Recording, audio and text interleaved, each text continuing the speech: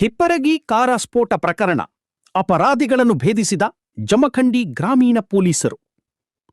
ಬಾಗಲಕೋಟೆ ಜಿಲ್ಲಾ ಜಮಖಂಡಿ ತಾಲೂಕಿನ ಹಿಪ್ಪರಗಿ ಜುಲೈ 25ರ ರಾತ್ರಿ 10:30 ಗಂಟೆಯ ಕಾರು ಸ್ಫೋಟ ಪ್ರಕರಣದ ತನಿಖೆಯಲ್ಲಿ ಮಹತ್ವದ ತಿರುವು ಸಿಕ್ಕಿದ್ದು ಪೊಲೀಸ್ ಅಧಿಕಾರಿಗಳ ನೇತೃತ್ವ ಮತ್ತು ತನಿಖಾ ತಂಡ.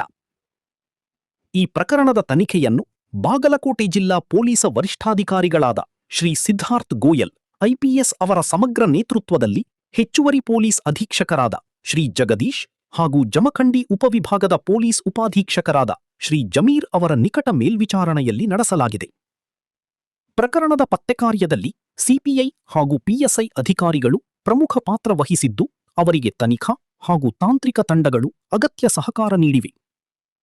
ಪ್ರಮುಖ ತನಿಖಾಧಿಕಾರಿಗಳಾಗಿ Shri MD Maddi CPI Jamkhandi, Shri GM Pujeri PSI, Shri Shivanand Singannavar PSI, Shri Nitin Kumar PSI, Shri Appanna Aigali PSI, Shri Shridhar Magadum SOCO.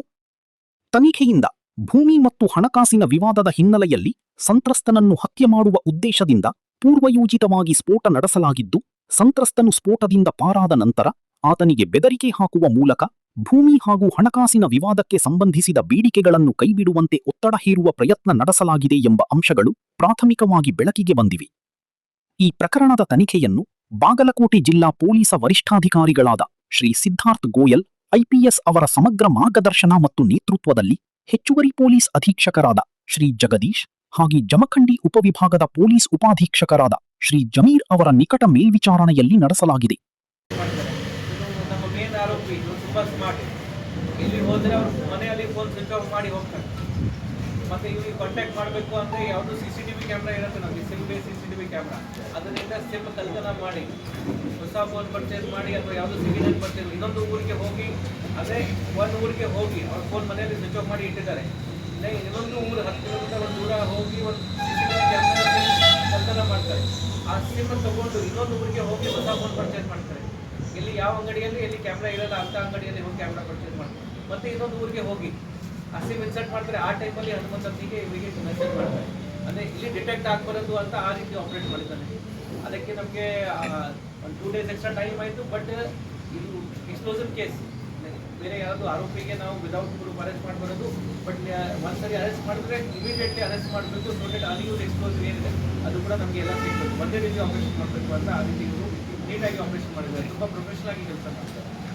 Sir ಅವರ ಟೈಮಿಂಗ್ ಟೈಮಿಂಗ್ ಇಲ್ಲ ಅಲ್ಲಿಂದ ವೈರ್ ಕನೆಕ್ಟ್ ಮಾಡಿ ಅವರು ನೋಡ್ತಾ ಇದ್ರು. ಟೈಮರ್ ಇಲ್ಲ ಇದ್ರು. ಬಾವಿಯಲ್ಲಿ ಹೇಗೆ ಬ್ಲಾಸ್ಟ್ ಮಾಡ್ತಾರೆ? ಎಕ್ಸ್ಪ್ಲೋಸಿವ್ ಬಿಟ್ಟು ಮಾಡಿ ಒಂದು 100 ಫೀಟ್ ಒಂದು ವೈರ್ ತಗೊಂಡು ಬರ್ತಾರೆ. ಅಲ್ಲಿಂದ ಬ್ಲಾಸ್ಟ್ ಮಾಡ್ಬಿಡ್ತಾರೆ. ಅದಕ್ಕೆ ಟೈಮರ್ ಇಲ್ಲ. ಸರ್ ಅಲ್ಲೊಂದು ಹಾಕಿದ್ರು ಅದ ಕೊಡಾಗಿಲ್ಲ. ಗಾಡಿ ಟೈರ್ ಕಿಲಾಗಿಲ್ಲ. ಎಕ್ಸ್ಪ್ಲೋಸಿವ್ ಇಲ್ಲ ತಗ್ಗಾಗಿಲ್ಲ.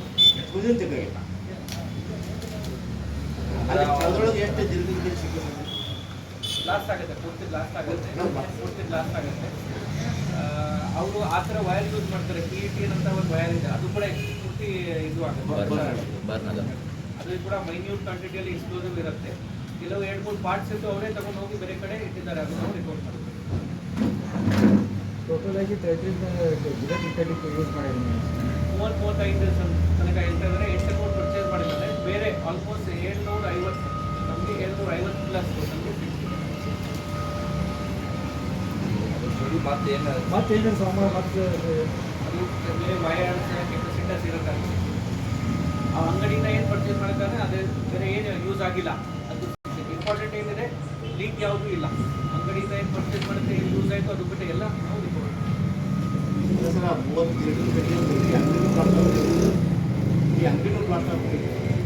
ಎಕ್ಸ್ಪ್ಲೋಸಿವ್ ಎಕ್ಸ್ಪರ್ಟ್ಸ್ ಇರ್ತಾರೆ. ಅವ್ರು ಎಕ್ಸ್ಪ್ಲೋಸಿವ್ ಎಕ್ಸ್ಪರ್ಟ್ ಪ್ರಕಾರ ಇಷ್ಟು 20-29 ಆ ಥರ ಇದಕ್ಕೆ ನುರಿತೋಪ ನುರಿತೋಪ ಅವನಾಗ ಇರೋದಲ್ಲ ಸರ್. ಇದು ಆರೋಪಿ ಲಾಸ್ಟ್ ಮಾಡಿದ್ರೆ ಅವನ ಟೆಕ್ನಿಷಿಯನ್ ಯಾವ ಅದಾನ ಅಲ್ಲಿ ಎಕ್ಸ್ಪರ್ಟಿಸ್ ಇದೆ. ನಾನು ಶುರುವಿಂದ 3 ಪ್ರಶ್ನೆ ನಮಗೆ ಹೇಳಿದೆ. ಕಾರಣ ನಮಗೆ ಗೊತ್ತಾಯಿತು, ಇನಿಷಿಯಲ್ ಮೋಟಿವೇಟ್ ಗೊತ್ತಾಯಿತು. ಸೆಕೆಂಡ್ ಯಾರಿಗೆ ಎಕ್ಸ್ಪರ್ಟ್ ಇದ್ದರೆ ಅವರೇ ಮಾಡಿರ್ಬೋದು. ಇವರಿಗೆ ಎಕ್ಸ್ಪರ್ಟೀಸ್ ಕೂಡ ಇದೆ. ಮತ್ತು ಯಾವ ರೀತಿ ಅವರು ಮೂವ್ಮೆಂಟ್ ಏನಿತ್ತು, ಎಲ್ಲಿ CCTV ಬಂದಿದ್ದಾರೆ, ಯಾವ ವೆಹಿಕಲ್ ಬಂದಿದ್ದಾರೆ, ಎಲ್ಲ 3 ಇದರಲ್ಲಿ ಲಿಂಕ್ ಆಯಿತು. ಸರ್ ಅಲ್ಲಿ ಸ್ಫೋಟಕ ವಸ್ತುಗಳ ಮಾರಾಟಕ್ಕೆ ಅನುಮತಿ ಇತ್ತ ಸರ್ ಅಲ್ಲಿ? ಲೈಸೆನ್ಸ್ ಶಾಪ್ ಇತ್ತು, ಬಟ್ ಅವ್ರು ಲೈಸೆನ್ಸ್ ಶಾಪ್ ಇದ್ದಾಗ ಕೂಡ ಯಾರಿಗೆ ಲೈಸೆನ್ಸ್ ಇರುತ್ತೆ ಅಂದರೆ ಶಾಪ್ಗೆ ಬೇರೆ ಲೈಸೆನ್ಸ್, ಎಕ್ಸ್ಪೋಸ್ ಮಾಡೋರಿಗೆ ಬೇರೆ ಲೈಸೆನ್ಸ್. ಆ್ಯಸ್ ಎ ಶಾಪ್ ಅವರು ಎಕ್ಸ್ಪೋಸ್ ಯಾರಿಗೆ ಆ ಟೆಕ್ನಿಕಲ್ ನೋವು ಇರುತ್ತೆ, ಯಾರಿಗೆ ಲೈಸೆನ್ಸ್ ಇರುತ್ತೆ ಅವರಿಗೆ ಮಾತ್ರ ಸೆಲ್ ಮಾಡಬೇಕು. ಆದರೆ ಅವರು ಇಲ್ಲಿಗಲ್ ಅದಕ್ಕೆ